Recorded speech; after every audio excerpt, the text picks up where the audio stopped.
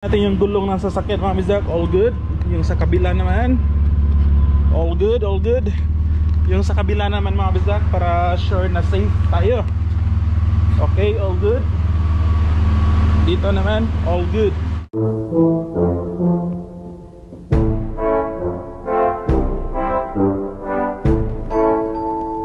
Panibagong araw at panibagong vlog na naman tayo ngayon mga kabisdak. And ito yung first day ng road trip natin mga kabisdak.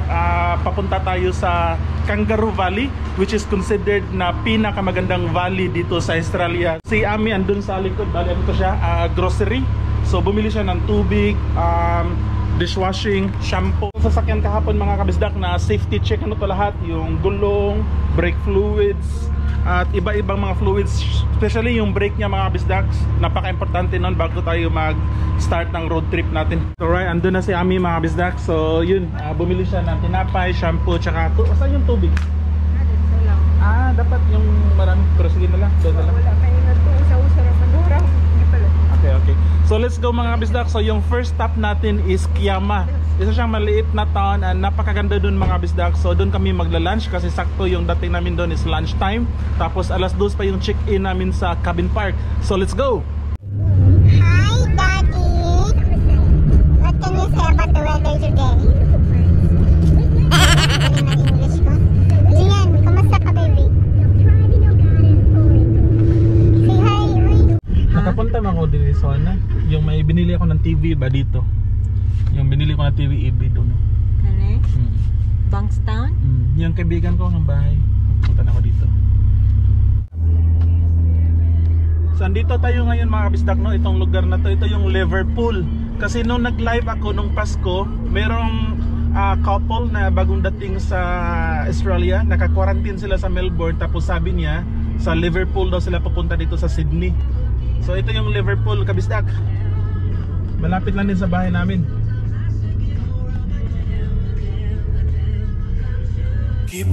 Nandito na tayo sa Kiama mga kabisdak. So napakaganda niya kasi biglang gumanda yung panahon. So bigla siyang uminit kasi kanina umulan. Itong Kiama mga kabisdak, maliit lang to siya na town na malapit lang din sa Sydney. Mga 1.5 hours lang yung travel namin. So hindi pa ito yung Kangaroo Valley. Bali yung pupuntahan namin na kung saan kami mag-camping is ano pa, mga 45 minutes drive.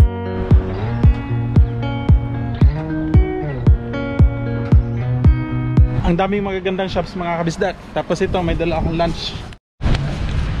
Bali mamaya mga kabisdak, pupunta tayo dyan sa mga shops na yan kasi bibili tayo ng fish and chips para kay Gian. Kasi yung dinala namin is ano lang to, spaghetti and pasta. So ito yung opisina nila dito. Yung tawag is Kiama and District Business Chamber. So ito yung public toilet nila mga kabisdak. Parang classroom. Cute na cute yung style, oh. Ladies, gents, disabled. Ito naman, pasok tayo dyan mga kabisdak. Fire station. Iwan ko kung functioning siya na fire station. Ano lang siya, souvenir shops. Souvenir shops. So tingnan natin, baka pwede kayong pumasok. So ano lang siya mga kabisdak, parang souvenir. Yung pwede ka mag-display.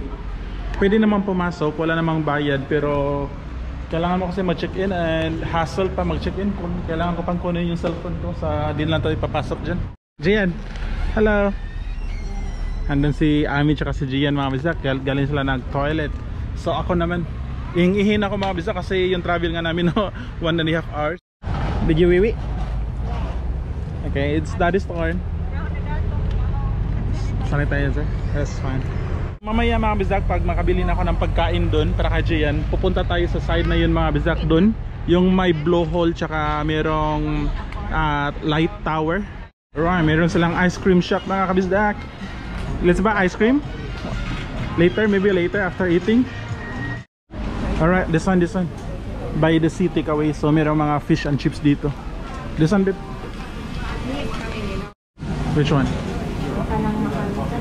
We'll buy that, the $10. There's a spaghetti. So hinihintay lang namin yung order namin na fish and chips mga kabisdak. 20 minutes. Ang cute na mga shops dito mga kabisdak. Tsaka itong lugar mismo kasi feel mo na nasa abroad ka kasi syempre tulad ng sabi ko sa ibang vlog, konti lang yung Asian. So mostly mga local, no? So feel na feel mo talaga na nasa abroad ka. Souvenir shop, andun. Laki na souvenir shop. What? Sa water bottle. And then ito is fish and chips din na shop. Ang daming kumakain, oh. Masarap siguro to na ano dito, fish and chips. Tingnan niyo mga bisak, napaka-cute na ice cream parlor. Meron pang fish and chips din. Dagan ma'am, ang dami pa palang fish and chips dito. Tapos nakabili na kasi kami mga kabisdak ito. $10 to siya. And then fish and chips na yung binili namin kasi meron kaming baon na spaghetti yung sobra sa Noche Buena namin. Ayo sa mga soldier. So dahil gutom na kami mga kabisdak, kakain muna kami. Doon mayroon table. Mayroon table doon, Pibo. Yun. So doon tayo. So kain muna kami mga kabisdak. So mamaya natin ituloy yung pag-explore dito sa Kiama after namin kumain.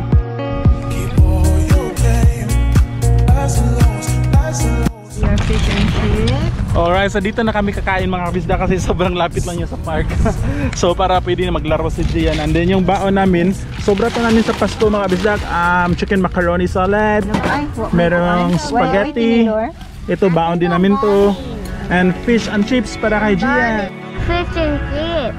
This one, this is your favorite, the fish and chips. Look at that.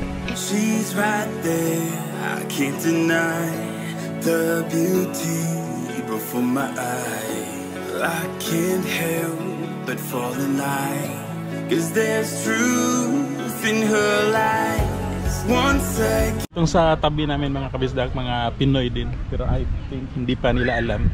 So narinig namin na Bibisaya. Kaya kausapin natin. You know, yun si ate, may baby, tsaka si kuya. Puntahan natin saglit. Doon mo dire, no? Okay, naamo diya yung mama trabaho sa Mulunggong na. Nurse. Tapos na kami mag-lunch mga kabisdak. Papunta tayo sa Blue Hole. Tingnan nyo itong church na ito mga kabisdak. Ang ganda. Very nice. Grabe, ang ganda mga kabisdak. So tingnan nyo. Itong part na to, playground. And then dun, punta tayo dun mamaya lighthouse. Dun, nandun yung lighthouse. Pero in the meantime, gusto kasi maglaro ni Gian dito mga kabisdak. And mayroong mga benta-benta dito. Mayroong tumutugtog. Grabe, nakakantok mga kabisdak. Be enough time to do the things you wanna do once you find them. Okay. I've looked around enough to know you're the one I wanna go through time with.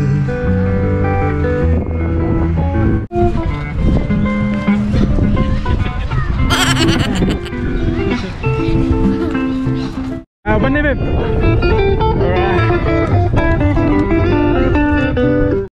It's all about an Indian curry. Grabe, ang ganda dito mga bisdak. Alam mo yun, pa-coffee ka lang dito. Chill ba? Relax. Very refreshing. I think we have a good one in So punta tayo doon mga bisdak. Let's go over there. Ang galing mag-gitara, ang galing kumanta. Ito mga wooden products. Salim Winters Woodworking. Laki ng aso mga bisdak. Grabe. And then this one is phone holders. This one pang bata. Grabe, ang ganda dito mga bisdak. Homemade honey, homemade fudge. This one, two wood carvings, wood products. Ito mga berries. Babe, juggling session. Juggling session. We start with one, we go from one side to the other. Ayos. Basically with the eye, you're not like tracking the ball, so you're not following it with your eyes. So pwede ka magpaturo dito ng juggling mga bisdak. Libre lang, walang bayad. You're not looking at the background, but you're looking at the Oh, there's a lot of candy. It's relaxation. Oh, you want? Your sort of shoulder. Babe, what's turmeric? Turmeric is ginger, no? Ito, wine. Ito, mga wine naman. Ito, mga foods. Mga pagkain, no? Wow, paella. Pinoy. Ang sarap nito mga bisdak. Oh, babe, you want to try? Huh? Maybe later we come back. Let's ask how much. Huh? This one, mga drinks. Still. But then we've added also rainforest. Look at that, Julia. They're very cute. You like the dog? See? Very cute. So cute. You have to play with the dogs. Alright, continue natin yung pag-explore dito sa Kiama mga kabisdak. Okay, alright, faster. So gustong pumasok ni Gian mga kabisdak dito sa inflatable na something. Alright, okay, go inside. Bye. Gian. Hello. Gian. Hi.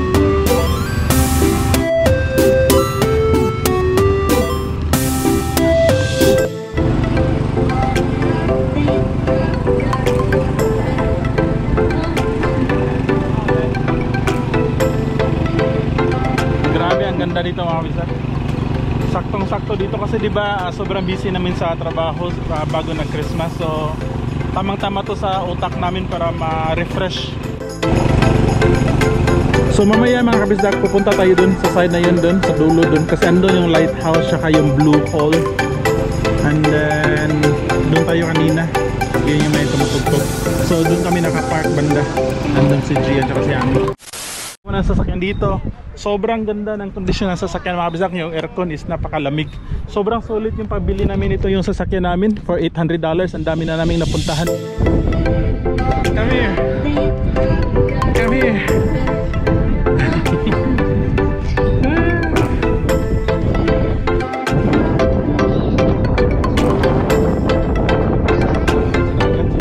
So dito banda mga kabisdak, no, nakita sa likod ko ang daming family na kumakain na sa sasakyan nila. So itong lugar na to is maganda talaga for family picnic, banding. At doon banda mga kabisdak, doon banda andun yung blue hole. So very shortly makikita nyo yung yung blue hole. Let's go to the blue hole. Blue hole. Blow hole. A blow hole. Sobrang sikat ng blow hole dito mga kabisdak. Alright, so ito yung house, diba? Daming tao. So ito sila, tinitingnan to nilang blue. Hopefully may magbo-blow. Yun o. Ito. Yun. Kasi diba may hole siya mga kabisdak. So yung dagat dun, magbo-blow hole dyan. So dahil sa pressure ng waves mga kabisdak, kung malakas yung alon, lalabas yung waves dyan. Pero ngayon kasi walang waves, kaya walang parang walang nagsha-shower, na walang nagpa-fountain na dagat. Punta tayo dun. Let's go. And ito yung lighthouse mga kabisdak. Functioning pa yan mga kabisdak. So every night umandar yan, yung ilaw na yan. Ganda, grabe. So punta tayo dun. Kanina mga kabisdak, doon tayo galing dun sa kabilang side. Then ngayon pupunta tayo dun sa blue hole. Maraming tao. So andito tayo sa baba mga kabisdak, no? So ito, lapitan natin yung yung blue hole. Hopefully mayroong pressure ng waves, you know. So nakita nyo dyan, di ba dagat oh. Can you see the ocean? Yeah. Kung malakas yung alon, lalabas yung tubig dyan dahil sa pressure. Then dito. Pero ngayon parang low tide ata. You want to see that? So that's all yun lang yun mga kabisdak. Yun lang yung blue hole nila. Hole lang. walang waves. So andun yung blue hole mga kabisdak. Parang yun know, natin abutan. So ngayon punta lang tayo dun mga kabisdak para makita natin yung view dun sa dagat. Daming mga pupunta sa mga bato-bato. Alright, let's see. Tingnan natin yung view dito mga kabisdak. Okay, maybe on this side.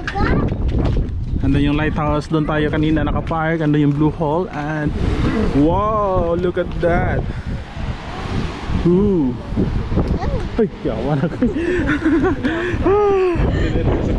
Munti ka na malaglag yung yung cap, yung sombrero ni Ami mga kinabahan ako dun in the meantime, ito yung grabe yung mga bato ba, no?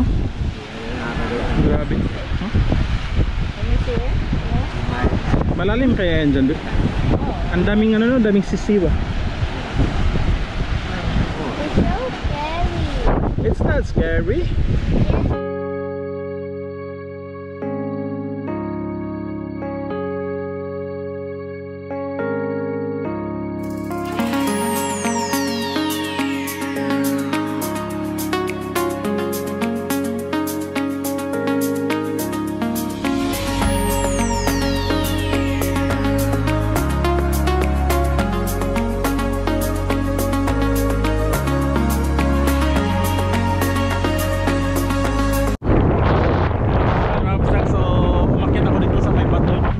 Andun si Ami.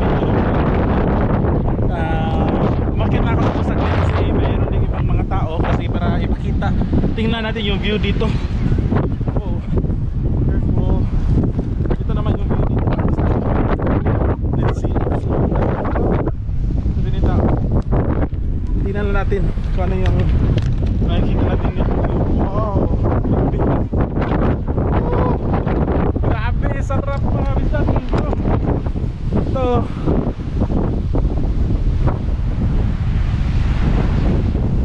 Ang ganda.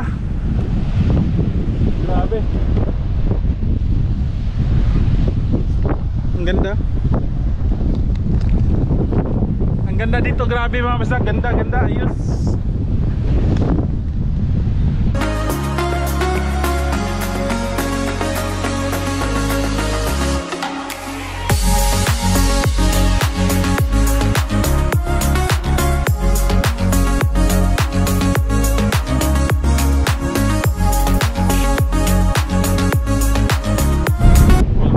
So balik na tayo doon mga kabisdag. So after dito sa Kiama mga kabisdag, pupunta na tayo diretso sa Caravan Park kung saan tayo mag-stay ng 3 nights and 4 days. So punta na tayo kasi ano na, alas 2 ng hapon. So saktong-sakto yung pagpunta natin dito no sa Kiama. At least maganda na. Alright mga kabisdag, so kita-kits na lang dun sa ano sa Glenmac Caravan Park. So itutour kayo pagpunta natin dun. Andun yung dalawa. Nagpipicture taking.